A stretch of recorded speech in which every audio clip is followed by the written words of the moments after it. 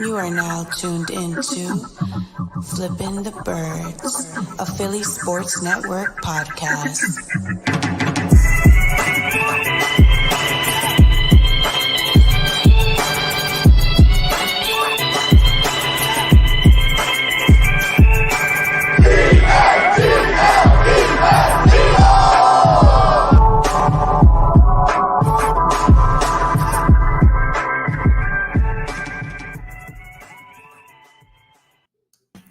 What's going on, Eagles fans? Welcome all to episode 99 of Flippin the Birds. I'm Brian Cameron alongside Kristen Fonte, and we have a special guest. Before our special guest, I don't know if you want to introduce him. So, daddy responsibilities come first, but also, you know what, podcast also comes in here, I guess. But this little 11-day-old sleepyhead right here is Caden. He's knocked out. So Caden's knocked out. I would say it's probably the armpit stench, but it's probably knocked him out, or maybe it's the way the Eagles played it last night, which was similar to an armpit stench. Probably worse. But yeah, so he's hanging with me for a little bit until Mom can get him. And it's all right. If he's here the whole time, well, hopefully he doesn't cry. Like the way he did last night while watching the game. Well, he had every reason to cry during the game. But really quick, so if you guys are tuning in now, this is episode 99. We will be celebrating episode 100 next week. Me and Chris are actually working on separate things that are going to come together somehow, some way. So we're going to pull something off.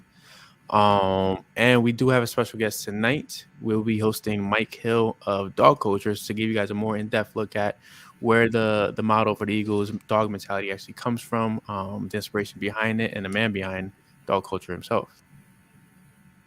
That's right. Yeah. So in a few minutes, we're going to bring Mike on. First, obviously, we have to unfortunately go over that shit show of whatever they wanted to call that yesterday. What's really to go over about? I mean, like, we can only mention bad things from the game, because the only good thing about the game was Javon Hargrave and Anthony Harris, in my opinion. Javon Hargrave, if he's not first team All-Pro, obviously he's only been 3 games and he could fall off a cliff, the rest of the season. But he's a first team All-Pro. The fact that he is leading, the all interior defensive linemen in sacks and pressures and all that stuff. That all interior defensive linemen. That includes Aaron Donald. That includes DeForest Buckner. That includes all those names. He looks unstoppable in this scheme this year. I mean, I know he's more comfortable with the scheme. He's more comfortable with the players around him. But it's such a phenomenal 1-2 punch to have. And Javon is still young, so like that, that interchangeable period where maybe Cox ends up, retiring or at some point or whatever. We're gonna have Hargrave still, and just keep developing from there. We'll have Milton in the middle. Yeah, poor Morgan for not being able to get on our pod today. Yes, he could have celebrated a big one. Show yesterday, huh? So Morgan had a couple of things he had to take care of personally. So we gave him the day off, but it's not paid. So it's unfortunate. He requested PTO. He denied it. We denied it, but he still took it anyway. I mean, he's only 2 months in. You can't really request PTO. You're in a 90-day probation period. But something really quick that's personally probably pissed me off last night is Miles Sanders, only 2 carries, and he was averaging probably almost 20-something yards a carry, if I'm not mistaken. Well, he was averaging 20-something yards of carries because he had one rush of 27 yards and another rush of 2 yards. So how do you see Miles do that kind of work and just not give him the ball ever again? And Jalen rushed the ball 9 times, and it just seemed like a scattered game plan. Like nothing seemed like it made sense. Nothing seemed like it was well put together. That was the first time I think I saw, and I don't remember who to credit, because that's what you do around here. You credit people that you see the stats of, right? That's no pun intended. Whatever. So it's I forget who I saw it from, but I'm pretty sure it's the first time the Eagles have ever given 3 carries to running backs. It was the lowest run rate percentage in almost 20 years. Yeah, or something like that. So it's I think I saw it was the 8th time they've rushed it 12 or less times. I think I saw 8 or 9 times. That was Miles Sanders' 8th career game with less than 10 carries, and it was his 3rd with less than 5. So it's I don't get what like I have my gripes with Miles Sanders. I think he's a little too bouncy. I think he's uh, a little too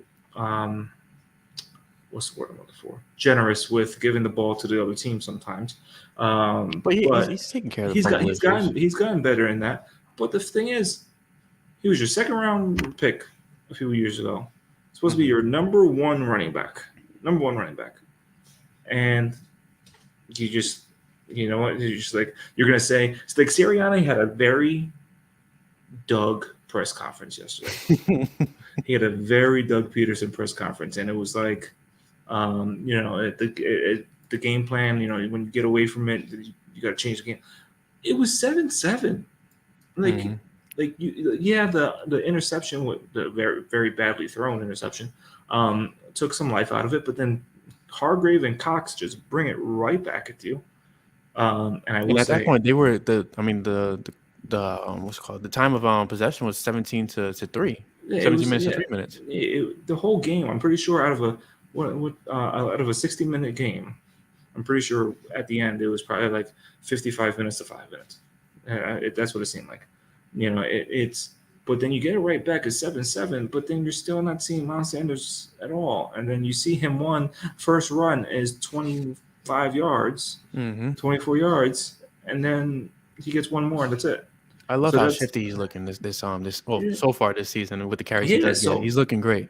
So that reminds me a lot of Doug Peterson's offense, where someone does something great, and then you don't see them the rest of the game. They get penalized for it. It was like all those times when Fulgham would have a great catch, a great first half, and then we don't see him until later on. Or he had a great game the game before, but we don't see him until late in the game, the next game. So my question, and I want to run this by you, is I think the Eagles also have a wide receiver issue because they don't have anybody that they trust in the middle of the field. Like, they really don't. Like, Travis Fulgham would have been that guy because of his size and his body. I don't think Fulgham matters in the middle of the field. I think tight ends matter more in the middle of the field. They're not using tight ends at all. You know, you used Goddard early yesterday, and look what he did. He was bowling people over. You used Ertz. Receptions for Goddard. He was doing really well. Ertz had a garbage time touchdown. But I was looking at Ertz's on Next Gen Stats. They put out Ertz's routes, and it was all right side of the field. Everything was all like out routes to the right side of the field. Nothing was middle. Nothing was on the left side. It seems like they don't trust. They don't trust their playmakers. Like it's either Sirianni or Hurts. Somebody doesn't trust their playmakers, and it's starting to really show.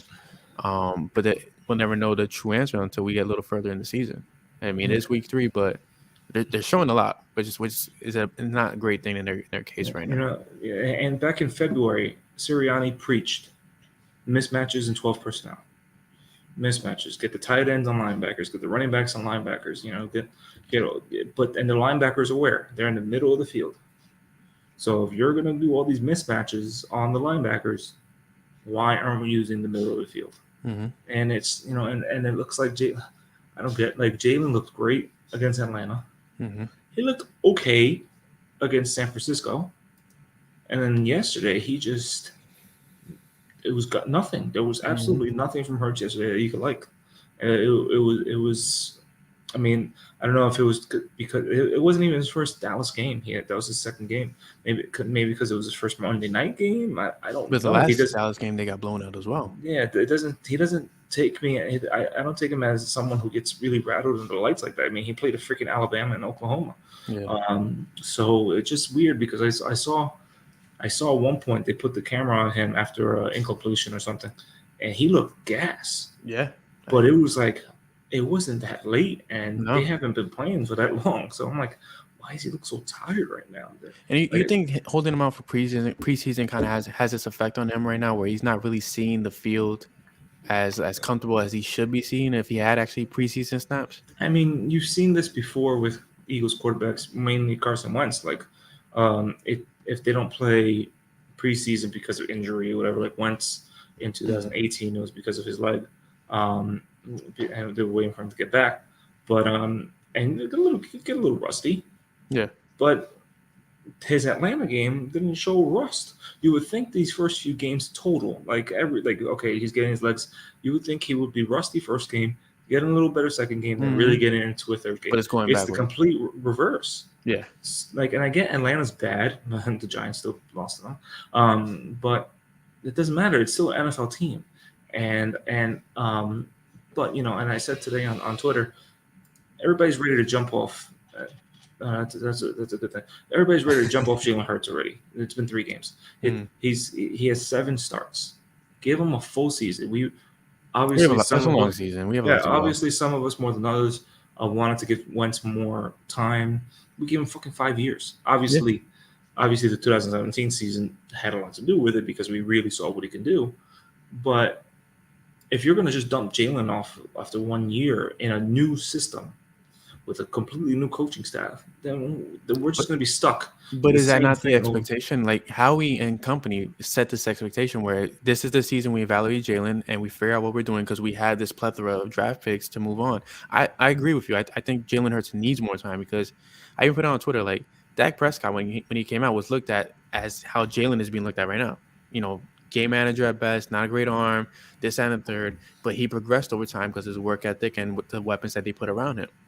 If we're not going to give Jalen that same amount of time like we gave Dak, like they gave Dak and like we gave Carson, then Philadelphia is never going to be in a position to succeed at all at quarterback. You look at a lot of these teams where they draft a quarterback high, whether it be the first round. I know Dak was 4th round, but when they see talent, they let it develop. Like you look at Cowboys, you look at Buffalo. Josh Allen had had the biggest arm in the world, but he couldn't hit this broadside of a barn. Started off horrible in LA.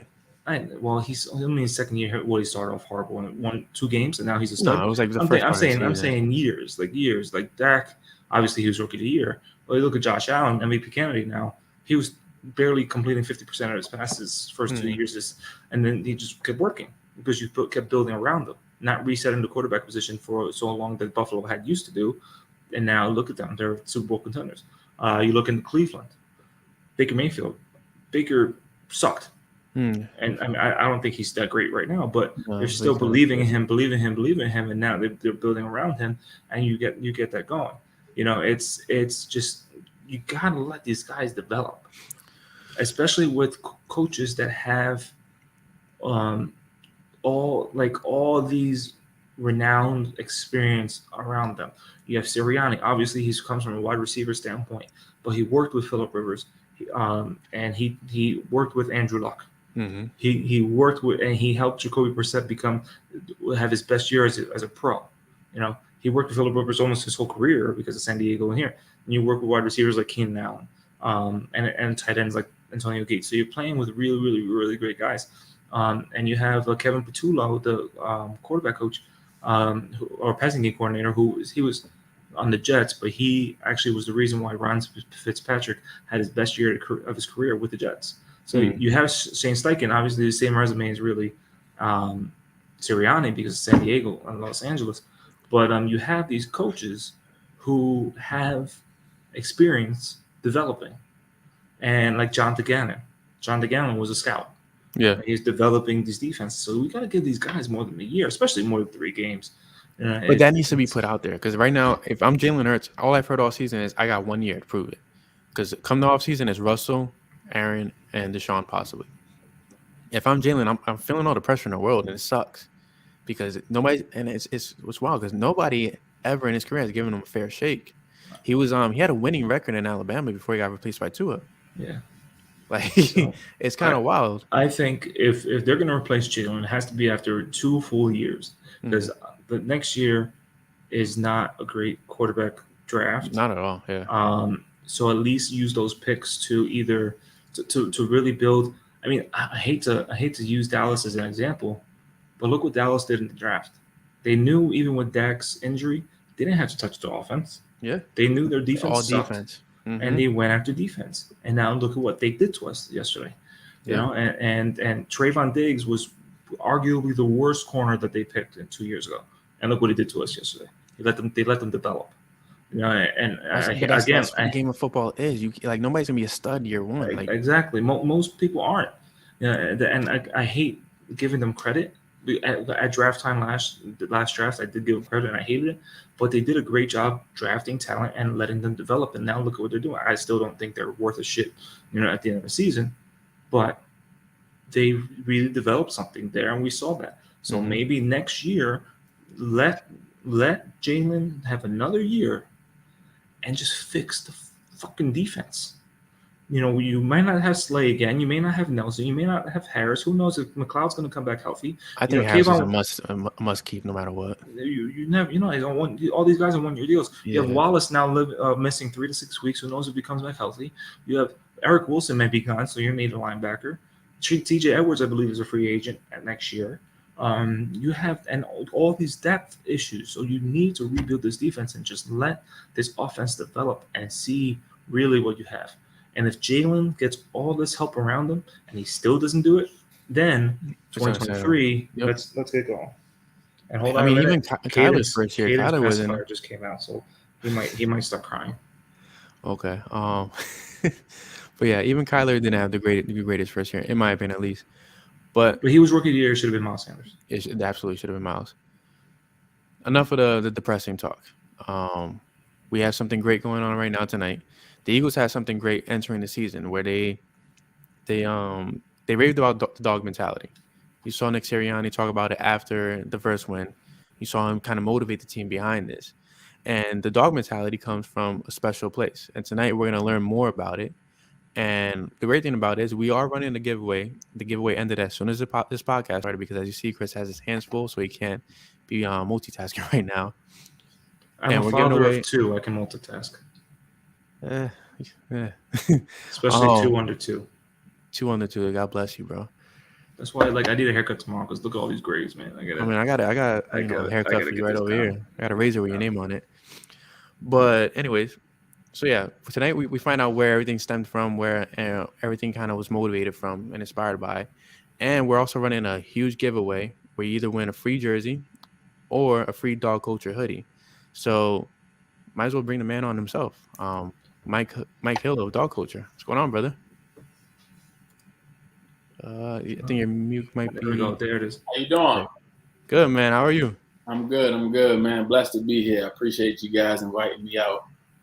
No, we're blessed to have you, man. Honestly, of course. We read your story on The Athletic. It was at Berman. We read it with our friend Connor at Sports Illustrated. We wanted to jump on the bandwagon because we see all these Eagles Nation so passionate, but sometimes they're a little too they're passionate without even knowing what they're passionate about. Like I see a lot of people looking at your apparel, like, oh, look at the underdogs. So, underdogs, DAWG Culture. I want that hoodie. Let me get it. Right. But they don't really know the story behind it. Yeah. So and we love talking to people about their journeys.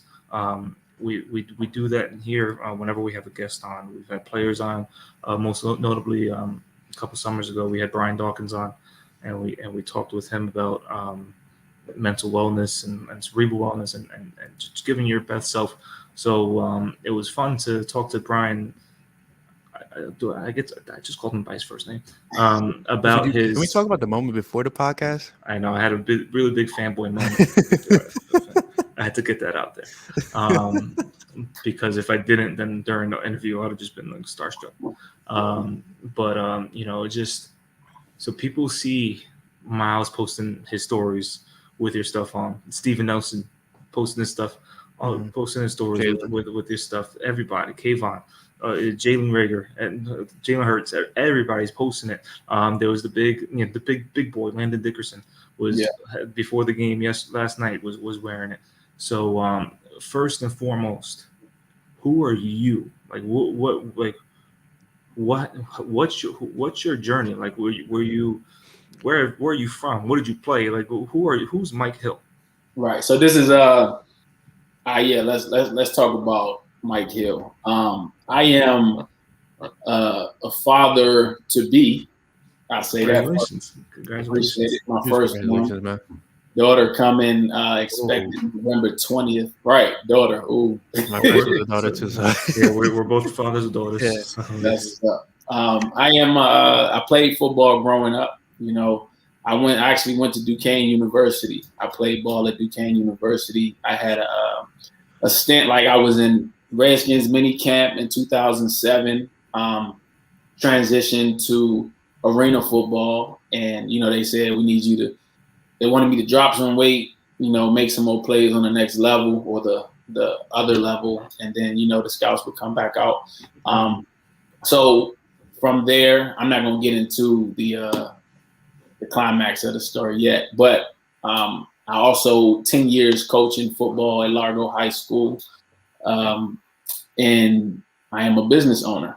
I am the founder and CEO of DAWG Culture, LLC, which was founded on my story, my journey.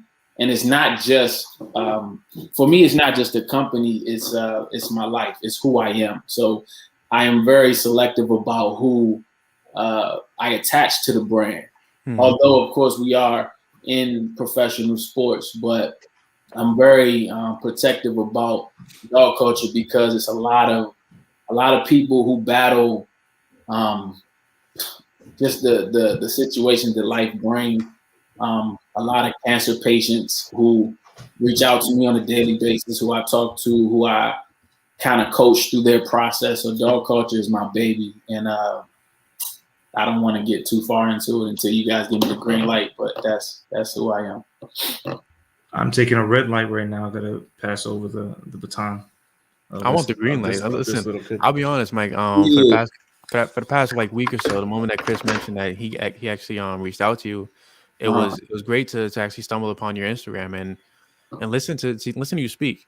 I even showed my wife. My wife, she loved it because we are believers ourselves, and we understand the battle between when survival of the fittest of life. Like my daughter was born with disability, where they said that she wouldn't make it. She'll be brain dead. She'll be a vegetable, things of that sort. And to battle for life, like that's something that's more than just meaningful. That's something that nobody can ever take away from you. Like that's your trophy at the end of the day. So 100%. I'm all ears for you got the full green light, man. Like tell us the story behind DAWG Culture, bro.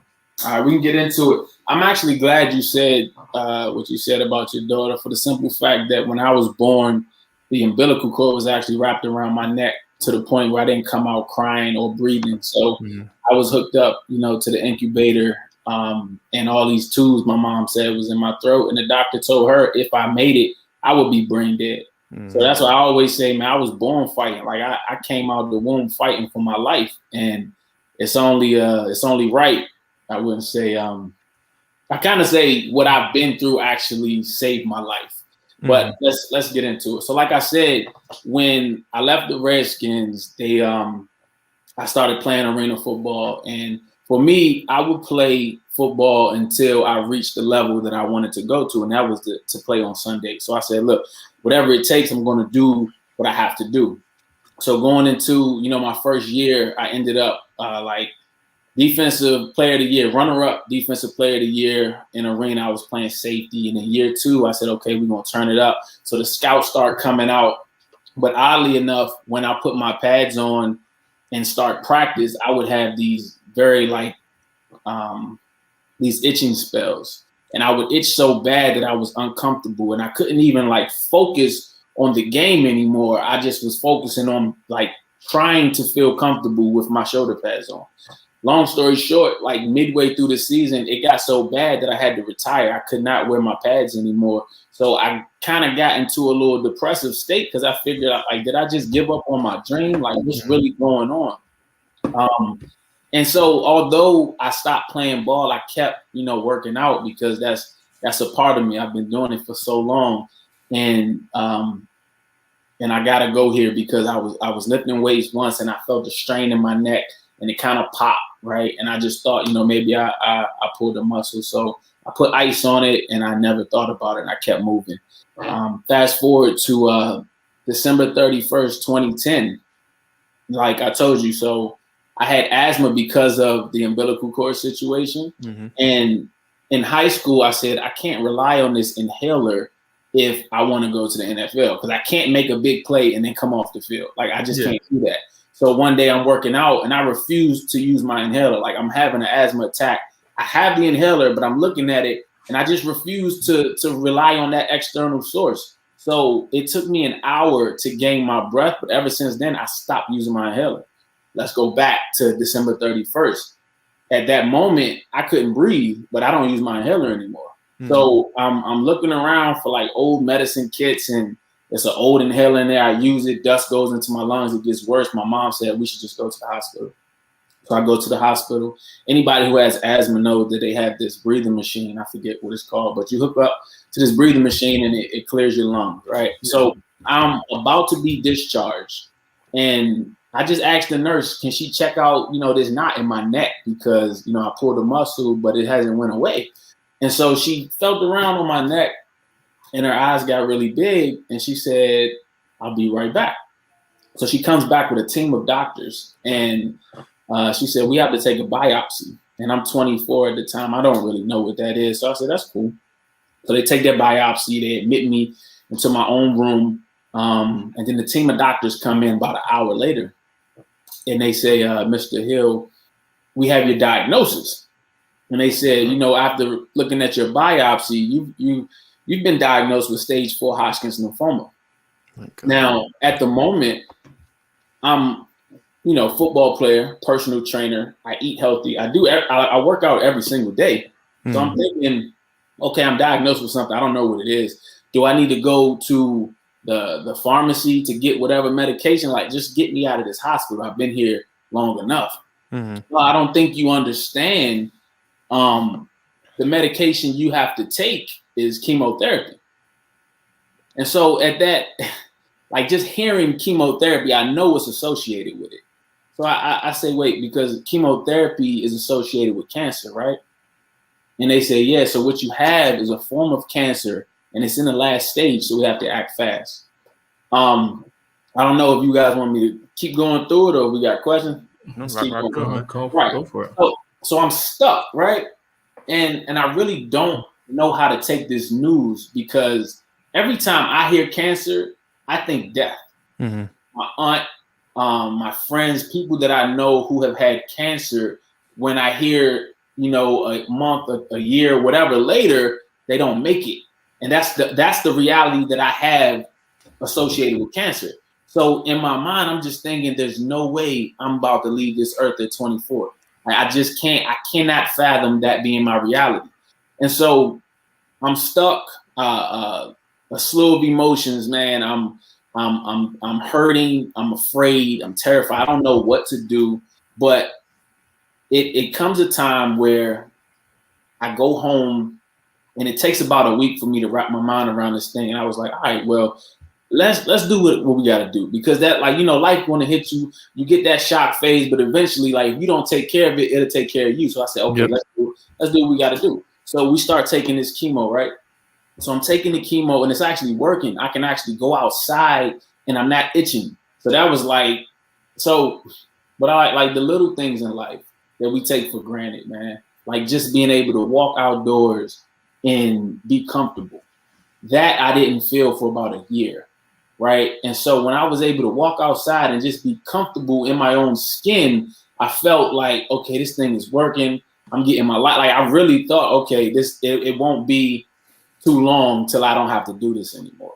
So I think I had a 6-month treatment cycle. And so I'm taking this chemo, but the chemo is filling up my lungs with fluid. And so now I can't breathe throughout the day, and I have to go back to the hospital, and they have to like drain this fluid out of my lungs, about 2 liters of fluid.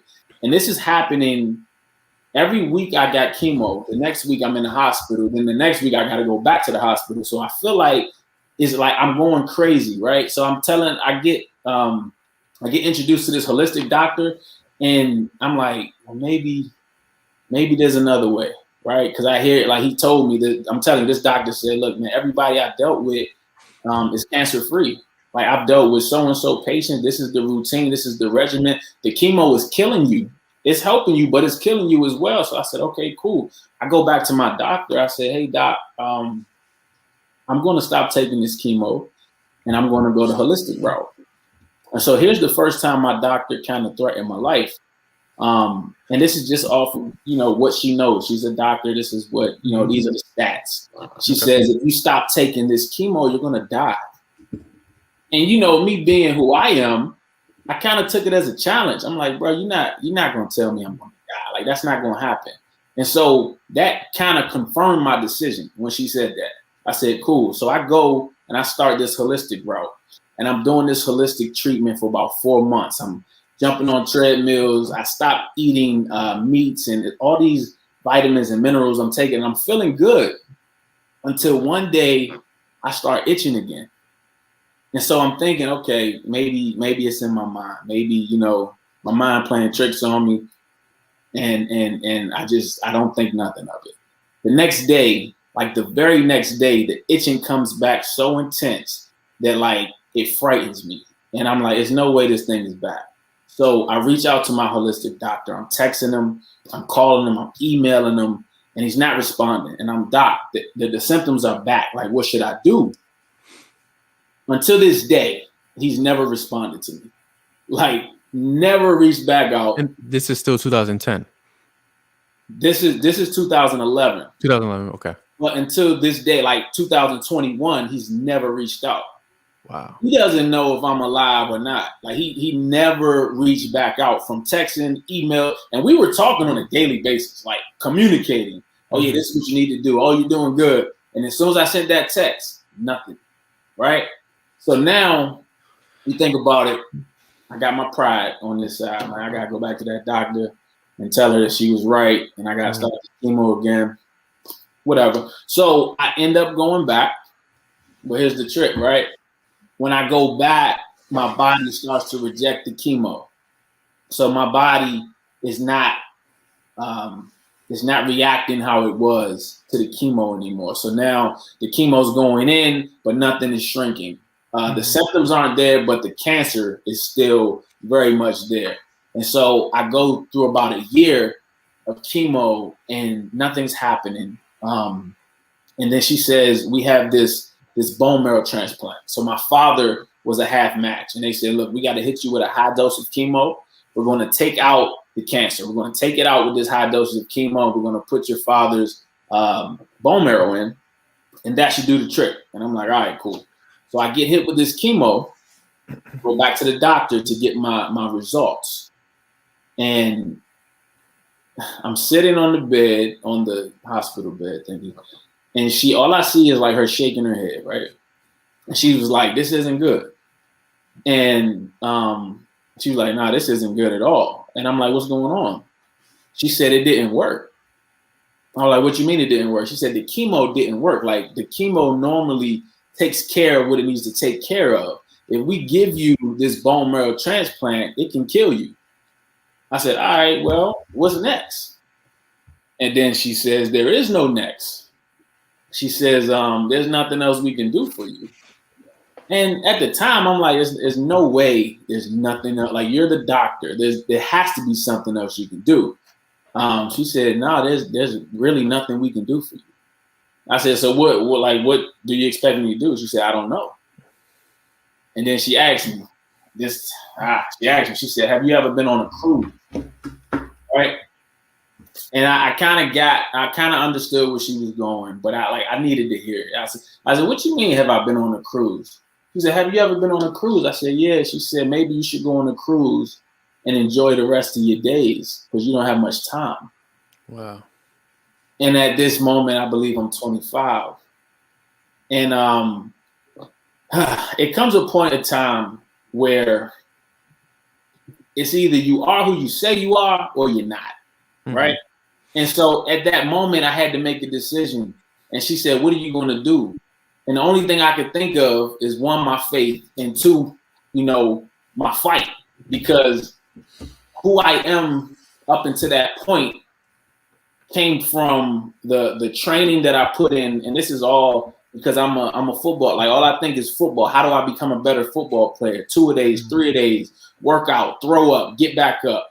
Realize within my workout, like I had a reserve tank. So I would really deplete my body. And as you see, like on those hill videos, I deplete the body and I make you feel as though you can't go any further. And then we get into the mind battle. So I said, I'll beat cancer on my own. Like, that's what I told her. I'm not just going to die just because you said I'm going to. So I said, I'll just beat cancer on my own. And then she was like, good luck.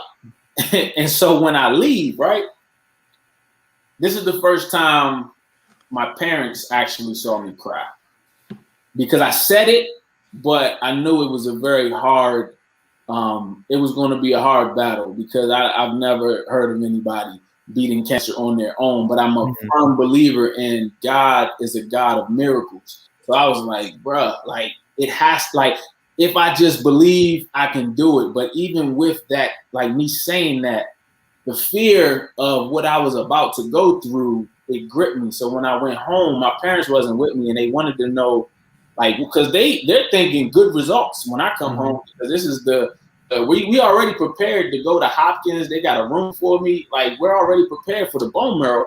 And they was like, so what's the move? And I was like, she said she can't do nothing for me. And I just kind of like slumped in the chair, and I just started crying, man.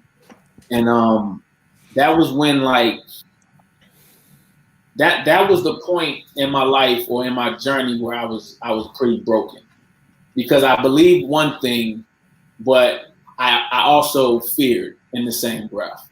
And the reality of that is, when that happens, you have to trust God. Although, like, yea, though I walk through the valley of the shadow of death, right? Like, you're walking through something that's dark, and you don't really know how you can make it out on your own. So, yea, though I walk, I will fear no evil. Although I always say, even if I'm fearing, even if I fear it, I'll go through it in faith, right? And so I told my mom what it was, and I literally, fellas, like, I literally went to the gym like double time, and I really tried to get as strong as I possibly can to give God enough time to figure this thing out. I said, I will literally get as strong as I can so the cancer can't take me out. And so this happened for about 3 weeks. And it got to a point where, like, I started to see these masses in my chest. So I would see a mass like sticking out of my chest, like the cancer. They said it was the size of a softball in my back, a tennis ball in my chest, golf balls under my arm. So these things are growing, and the vision that I see in the mirror is frightful, because I don't, like, after all the chemo, you know, I'm pale. I got these masses in my chest and under my arm, and I'm going through a situation where it's like my faith is being tested, man. And so I get to a point where I feel like I can't go anymore. And then that's when, you know, the thoughts started to come, and then out of nowhere. And that's the beauty behind, like, you just running your race and just staying in the fight long enough, right? And, like, don't give up. Just go until you can't go no more. And when I felt like I couldn't go anymore, like, NIH, the National Institute of Health, I think my father reached out, and they reached back, and they said, if he, like, passes our protocol, he can join our study.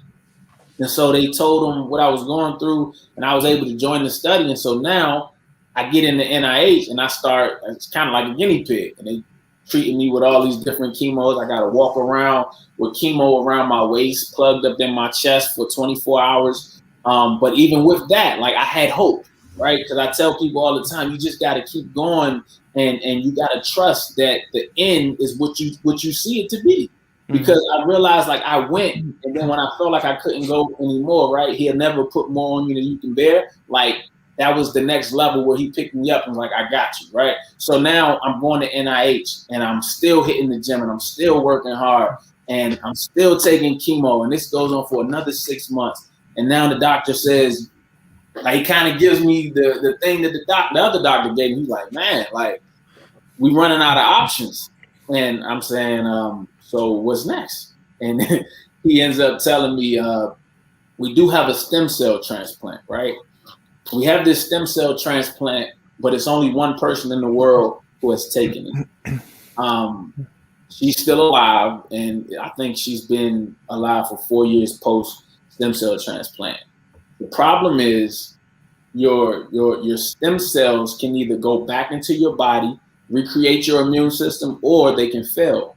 And so throughout this process in the hospital, when I went into the doctor, he said, well, be prepared to lose weight. Be prepared to lose your hair. Like, he told me everything that was going to happen. And I refused to let any of that stuff happen. Like he said, don't go to the gym, because if you go to the gym and you contract something, your immune system won't be able to fight it off, and you can really die. And I'm like, well, she already told me I was going to die, so I'm going to do what I got to do, right? I've been in the gym, and this is how I made it this far. So I would go back to the doctors, and he was like, are you getting bigger?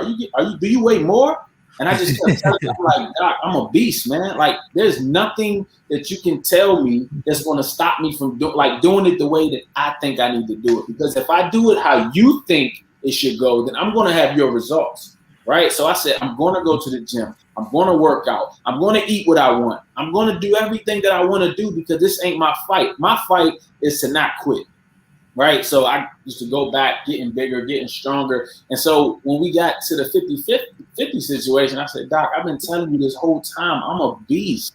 I'm not going to die. So let's do it. So here we go. We go into the stem cell transplant, man. The worst pain I've ever felt in my life. Now, this dosage of chemo that they gave me is the highest chemo that there is. They said, we must put it into your body and remove your immune system. So they removed my immune system with chemo. They took my stem cells out, they cleaned them, and then they put my stem cells back in. And for a month, my stem cells had to go in, recreate my immune system. I couldn't be around people who, were sick, live plants. I was literally like ET in the room. Like a bubble boy? Yeah, like nothing. Nobody could be around me. But funny thing, when I first went in there, I'm thinking like, well, I'm 3 years dealing with this cancer, fighting it. Like, I'm on a high. They welcome me into the program. So when I get there, I'm running around the unit with my shirt off, with my IV. I'm just running. I'm working out, and they like cheering me on. And bro, after my stem cell transplant, I could not move. Like, I was in so much pain. I got an allergic reaction. My G-tract system that digests my food was gone. So when I couldn't really eat, because when it came out, it was hell. And so I stopped eating. I stopped drinking. I just laid there, and they said, Mr. Hill, this ain't good. Like, you have to get up and move. Like, you'll get blood clots. Like, you won't help yourself in this process. You have to get up. And so now we get into, like, of course, we talk about the dog mentality, like willing to fight, right? No matter what the outcome is, like, you just fight and you don't stop. In the end, like, what you want out of the situation, but you just don't stop, right? No matter how bad it gets. I told the conversation I had with God, I said, look, bro, you about to find out if I believe, and I'm about to find out if you real, because that's what it was. Like, I've heard, God is a healer, God is this, God is that, my whole life. So now it's like back against the wall. It's really time to find out if there's really a God. Like, these are the questions I had with myself, right? Of course, yeah. So I'm like, back against the wall. Yeah, I'm going to fight. And so I said, I will die fighting before I just die to cancer. Like, that's going to be it. So once I realized that I'm not worrying about when it's going to be over anymore, I'm just focusing on getting up the next day and fighting for my life. And so there was a time where people would tell me, anybody who reads the Bible, it's this story about the lady with the issue of blood. And she had this issue for 10 years. And they kept telling me that. I'm like, dog, you think I want to do this for 10? Like, that's not happening. It was so painful. I couldn't even think about doing it for another 10 days. But once I realized, like, once my mindset switched and said, I'm going to die fighting. And then I said, even if I go out, you still good, right? I said, even if I go out, I'm going to go out on my shield and you still good. Once I got there, I didn't care about how long it took for me to get out of the hospital no more. I just said, I'm going to just go until I get to where I want to go. And that's outside of these doors. And so when I break down DAWG, right? Desire, where we at? Desire, attitude, will, and grind. That's the grind. The grind is you put your head down and you go. No matter how long it takes, you go until you complete the mission, right? And so let me just go through that. Desire. Like, my desire to live started to be bigger than the image that I saw in the mirror. It started to be bigger than the stats that the doctors were reading off to me, like my desire to live got so big that I didn't care about what they said anymore. I didn't care if nobody ever made it out of this situation before. I was going to be the first. My attitude, right? Attitude had to stay positive because like that whatsoever a man thinketh, so is he. So I could not think I was sick. Like as crazy as it sounds, that's why I went to the gym. That's why I didn't stop my routine. I kept thinking I am healed, I am whole, I am a warrior. That was my thought process. And then the will, right? That's when they was like, you got to get out this bed. Because if you don't get out of this bed, you're going to hurt yourself more than you help yourself. So I had to start willing myself out the bed, although I couldn't in my own strength, right? And I'm going to switch to my why real quick. In my own strength, I had to will myself out the bed because I knew on the other side of me getting outside of the bed was the end goal, right? And then the grind, like we talked about, like you grind until you get what you want. Now, there was a point in time when the pain got so bad, and this was during the stem cell transplant, I told my mother to leave. And this is the part, like when I realized what DAWG Culture was, like post chemo. I told my mother to leave. I said, Mom, you gotta go. I don't want nobody here no more. And this was me kind of like waving the flag, right? So all that stuff I just talked about, like I was having a mental, physical, emotional, spiritual battle. And this was before the stem cell transplant happened, because when I was in there for a month, I couldn't get any chemo. And so like those masses that I told you that were growing, all they gave me was pain meds, but I could only get them every 4 hours, but the pain went away after 1 hour. So I'm like, bro, like, what are you doing to me for 4 months? And so for 1 month. So I told my mom, I said, you gotta go. But this was me kind of throwing it in, but I didn't want her to see me go out like a chump. Right. I was like, I don't want nobody here. And I was real angry, and I was disrespectful, if you will. I was like, I don't want you here. And then when I wake up the next day, there she is with her Bible, right? And so I started to realize, I'm like, yo, I'm everything to her. You know what I'm saying? Like, she's not gonna leave my side. And so when I needed to will, like when I said I willed myself out the bed, when I needed something bigger than myself, I would look to her, because I knew if I didn't get out of this situation, I'd break her. And everybody who has a close relationship with their mother know you'll do anything for your mother. You'll die for your mother. My mother was telling me, like, I wish it was me. So now I'm like, yo, if I can't do it for me, I got to do it for her. I got to find something bigger than myself to live for. Because if I left it up to myself, the pain was so hard that I was like, yo, I'm about to tap out. But because I knew that me tapping out would break my mom, I said, I'm not going to do it, because I got something bigger at stake. Like, I got to fight for her now. And that's the real mindset. Like, what is your why? Like, why do you do what you do? And then when life comes with its hurdles and its ups and downs, and people tell you what you can't do, you realize I can find the strength within, because it's not about me no more. Right? So I always tell this story about a mother whose child was stuck under a car. And like, we're talking about a mom who don't lift weights, and like she was just a mother, but that's her child, that's her why, who's like stuck under a car. So in order for that child to get out, she has to lift the car. The mom actually lift the car enough to get the child up out of there. But how did she do it? In her own strength, because it wasn't about her. She found the strength that she needed to get the car up, because her why was in trouble. So when you figure out what you're like, why you're on this earth and who you're doing it for, you'll find the strength to get through whatever you're going through, because it's not about you. So boom. So now we stem cell transplant. I get the stem cells, and I'm going through hell for about another month to, like, for my immune system to get back up to speed. I get released from the hospital. I'm going back and forth to the hospital every week, every 2 weeks. I'm really like quarantined away from everybody.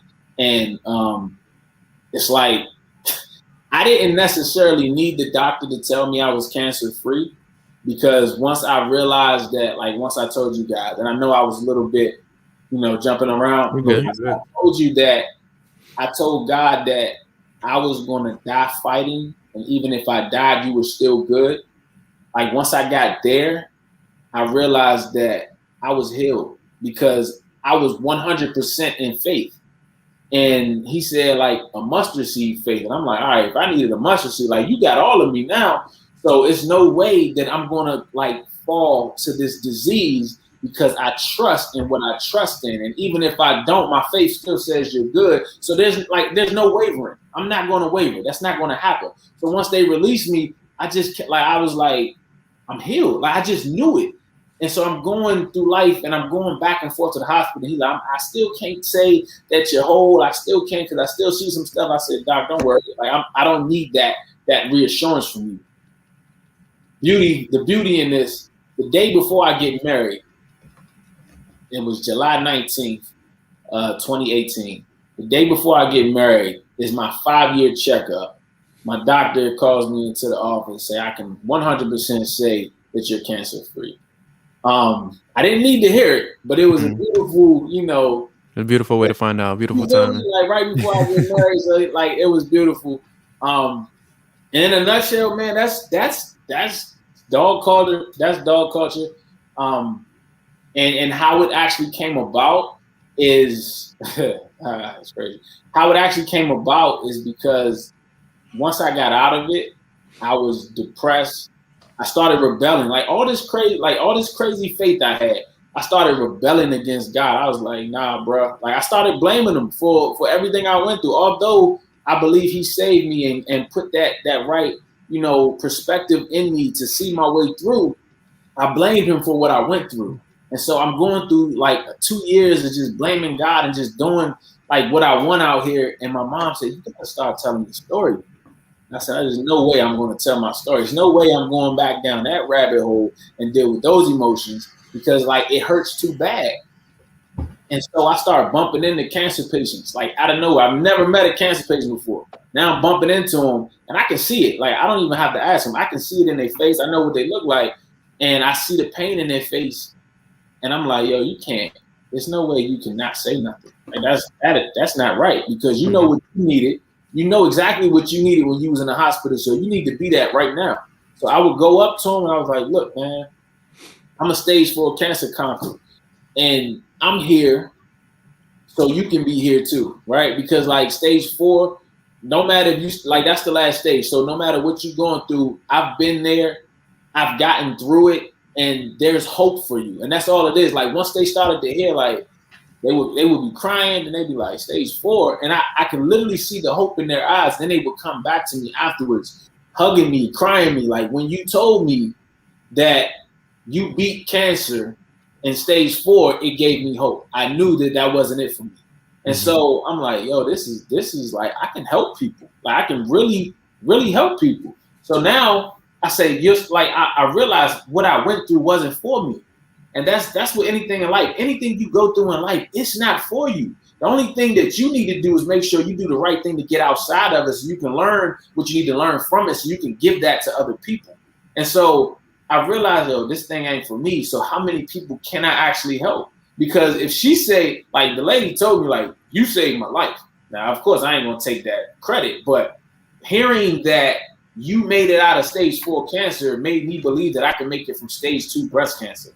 You feel me? So then DAWG Culture was thought about. And I was like, how? I was like, I started out with like, just dog, did it all with God, right?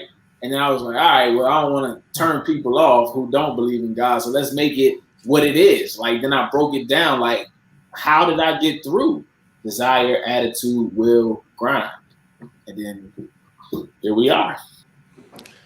It's weird. Like, I'm a little speechless because that's a phenomenal story. Like, it's an absolutely incredible story. To witness, and the way you kind of witnessed your own story, and that's the best way to describe it, is rare. Not too many people witness their story from the outside looking in. Yeah. So you see your story for what it is, and you see how it can impact others. And had like I told Chris when he mentioned that you were gonna come on the podcast, hats off to you because you're a conqueror and that you destroyed what was meant to destroy you. Amen. You fought, you battled back when you were, you weren't looked at to be the winner in that battle. You get me? You were the underdog.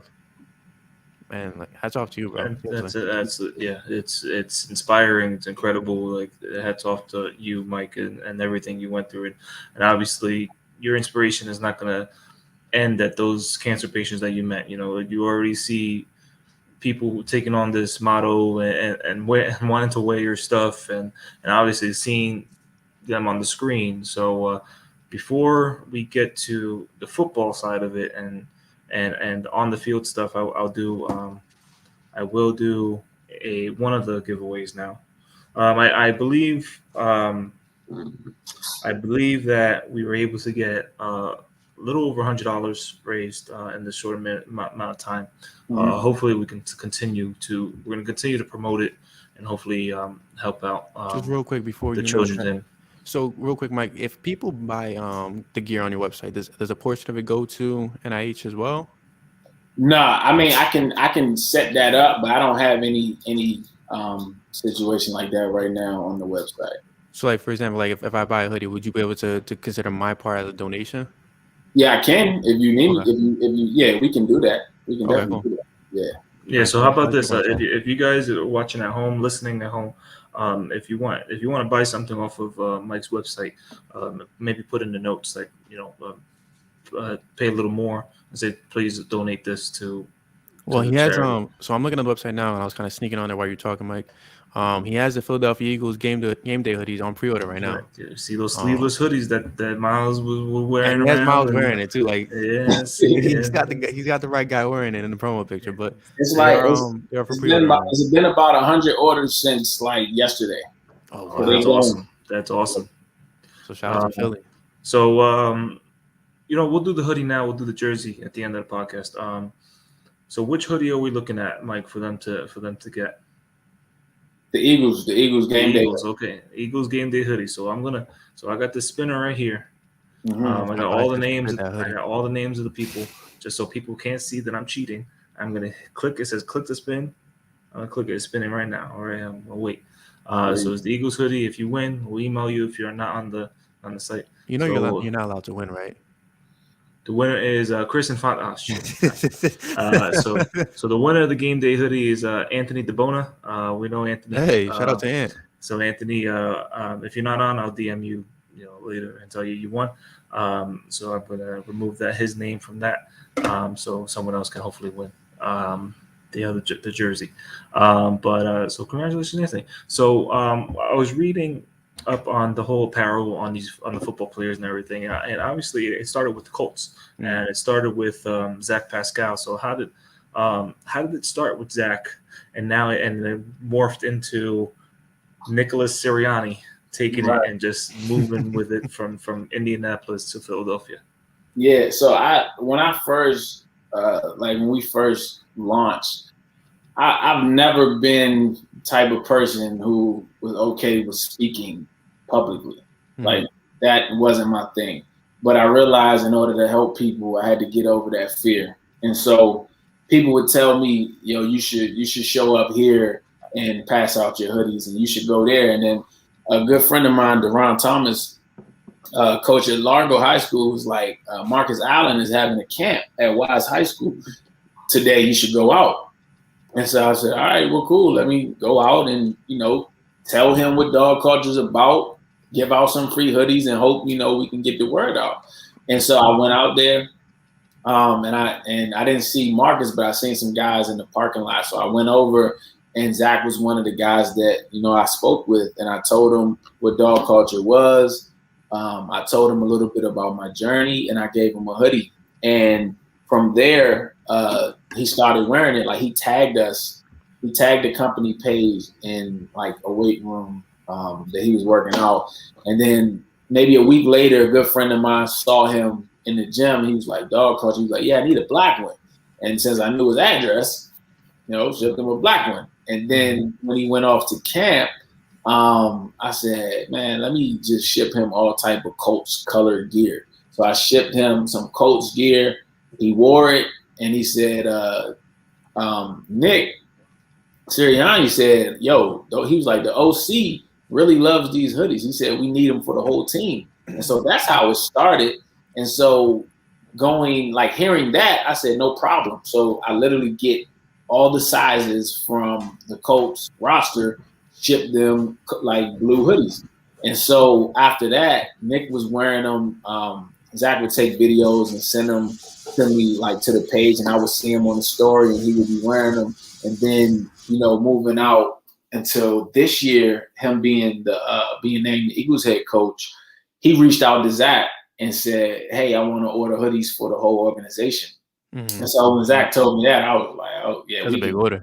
Yeah, let's do it. Let's do it. So he put in like 250 hoodies for like Eagles Nation, Eagles organization, and I was like, "This is big, man." So the order came in, we shipped it out. Funny thing, like Zach and the Colts, they wear it during training camp. Mm-hmm. I'm looking like Eagle story, trying to see training camp, don't see it nowhere, and then to see that he like gave them the hoodies on game day to like really embody like the dog mindset going into game one, like that was special, man. And I was like, that's big.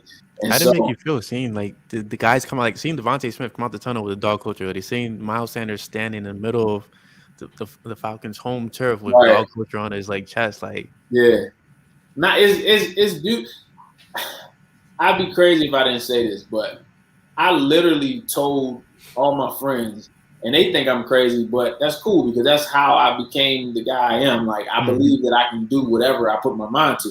I said, yo, we're going to take over the NFL. Everybody's going to wear dog culture. And they was like, oh, no, man, it's rules and records. I was like, it ain't no rules with God, dog. Like, I got a purpose. You know what I'm saying? Like, this ain't about rules. This about believing in what you're doing and then executing it until it comes to pass. And so to see it was like, it was kind of like an inward joy smile, like it works, like really believe in your dreams and it works. So it was amazing to see.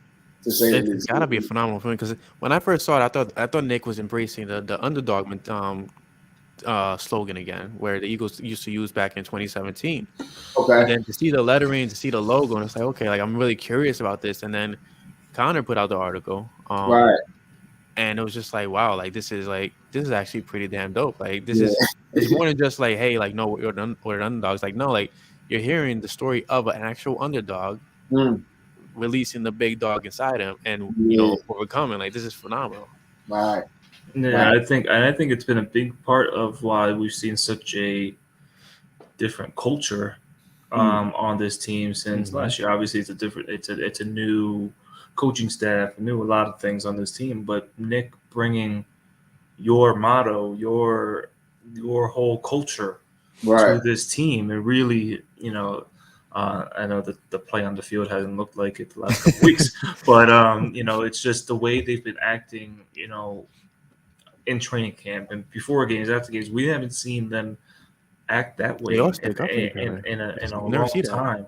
So just to see them embrace the desire of playing football and changing their attitude and the will to win and the grind to get to that point. I think that motto is definitely something that obviously it's born through your struggle to your triumph. But I think those words, desire, attitude, will, and grind, definitely plays into sports. It plays into everything. I'm a high school coach. I coach basketball and I coach track and field, and this is something that I'm definitely going to put into my coaching philosophies because we do uniforms too. Oh, you see what I'm saying? I gotta talk to man. Taking over the globe. So I think especially kids, especially teenagers, where they're in that age where they don't know what they want to do. They don't know they're going to hit so many roadblocks when they're in high school, going into college. Like, oh shit, I'm at a dead end right now. Right. I think this is definitely something that I'm going to bring with me into my teaching and my coaching, because I'm lucky enough to say that I in my whole life I have never up until this point I have never hit a wall as hard as you have hit, or even as Brian has hit with his daughter, before she was born. And I'm very, very fortunate, and I count my blessings all the time. But that obviously I say to this point because who knows what the future is going to bring. But I try to still preach and teach these kids, like, listen, the point that you're at right now is not the point that you're ending at. Like there's still more to come, and I see, especially when I used to teach in inner city, and you see a lot more now. I teach entitled white kids, but it's but even those kids, all kids have their struggles. Yeah. But I saw that more when I was down in the inner city, because there's kids that some parents were in jail, some parents they never met their parents, so they always see, you know what, my parents didn't care about me, so why should I care about college? Why should I care about this? And then they go down the wrong way. But I'm like, no, there's more. There's more. So I think this is definitely I know this is something I'm bringing with me every day, and I definitely appreciate you sharing that story with us, sharing that story with Eagles Nation. Like we said in the beginning of the podcast, we know people love the design, they love the colors, they love the Instagram stories and posts and all this stuff. But we also knew that they definitely didn't know what was behind it. Yeah. They just saw DAWG, and they're like, oh, we're the underdogs. And exactly, like relating it back to that old slogan. Yeah, the funny thing about, like, the play on the field you was talking about, I believe like this is like the best time to actually really rep dog culture, or really tap in to see what the dog mentality is about, because adversity is what shows you your true character. Like, that's when you find out what you're really made of. Am I going to fold because the situation doesn't look like I want it, like it doesn't look how I want it to, or am I going to take the lessons from what's going on, apply them, right, and continue to operate at a high level, because this too shall pass. So the adversity that you're like, when the Giants won the Super Bowl 8-8, right? Like, all you got to do is finish. Like, that's the thing. Like, it may not look good now.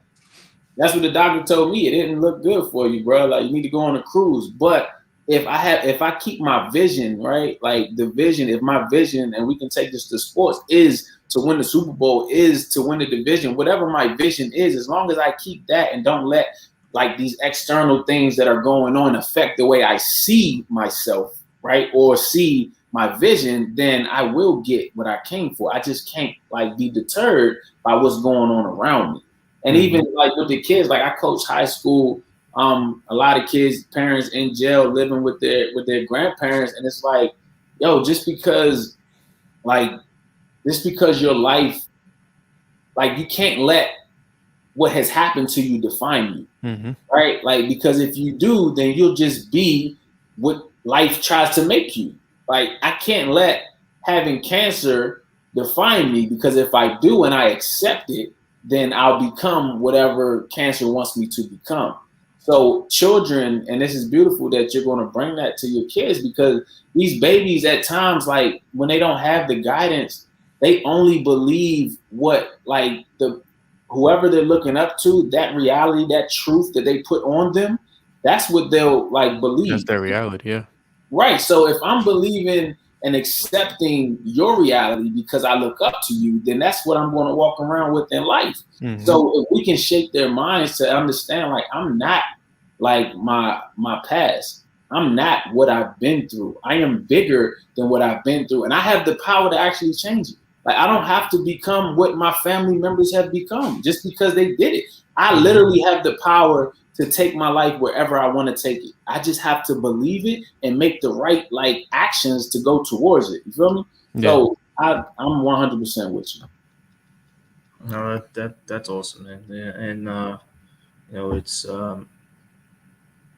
and I'm there's not many times that I'm speechless. Yeah, I was gonna say that. So for Chris not to have words in his mouth right now, like, it's a thing of beauty, but it's a miracle as well. But no, seriously. And I will say, Mike, like we mentioned Brian before, because I said Brian again, not you, Brian Dawkins. Because of inspirational people that we've talked to, and you're definitely with Brian Dawkins in that. Like, it's been absolutely incredible talking to you and learning about your story. Hopefully, Eagles fans know you a little bit more, because that's our thing here. We want to know the person. Every time we have a player on here, like we've had draft picks on, we've had Kayvon Wallace here, we've had Sean Bradley, we've had Raylan Arnold. we have other prospects that got drafted by other teams, and we just try to focus on them because they're going to see the numbers on the field. They're going to see them flying around. They say, "Oh yeah, I like that person that as a player," but who's the person? They don't know who the person is. So that's been our thing. So before we end, and when we end, don't sign off because after we'll figure out some stuff after. I'll do the jersey now. But before you do jersey, so guys, if you're watching the podcast right now, it's dawgculture.com. The Eagles Midnight Green sleeveless hoodies up for pre-order right now. There's a bigger selection as well of hoodies. You have the fleeces, I believe, and the training pants and stuff like that. Yep. So definitely head over there. Let's get Philly in the dog culture. Yeah, I'm looking for some fan gear so we can have like a dog culture whiteout. Why not, right? Oh, that'd be awesome. I mean, they gave 70,000. Was it 70,000 shirts on opening? Opener. Imagine if that was dog shirts, dog culture shirts, dog culture hoodies. Like, nothing's impossible, man. And your story proves that, man. Amen. All right, so here we go again on the thing. Clicking. This is for a jersey now. It's a jersey of any. Hopefully, you're doing an Eagles jersey, but obviously a jersey was whatever you want. And this is going to go to Eric. Eric, I will email you, and you let me know what jersey you want. Nice. So congratulations, Eric. Congratulations, Anthony. Thank you, Mike, for taking time out of your day or your night to join us for the last hour. It's been incredible talking to you, meeting with you. We will continue to do whatever we can on our side to help promote your message and help and help your mission keep going. So whatever you need from us, please always feel free to reach out to us. That's love. I appreciate it. Definitely appreciate you guys giving me the opportunity to come on, use your platform to tell my story and just welcome me as family. Feel like it's family. Of course. To be honest, we don't say this to many people, but anytime, man, like you're literally welcome anytime you want. Honestly, I mean, we're a very loose podcast. We don't really care about rules per se. This is the first time I haven't drank on a podcast. That's the first time. Oh, you actually did cuss a little bit. Well, before he came on, I kept it professional. But yeah, anytime you want to come on, bro, whatever case may be, if you're launching something new, the dog culture, if you want to get something out, our platform is your platform at the end of the day. It's, like you said, it's family. Appreciate it. But yeah, guys, so we'll see you guys next week for the 100th episode of Flippin the Birds. Next week is 100. 100. So just to kind of clarify, like I know a lot of podcasts, they put out double pods a week. Chris and I are managing this podcast while having a regular life, also while having kids. Yeah, while I have a crying baby upstairs, and hoping my toddler doesn't wake up too.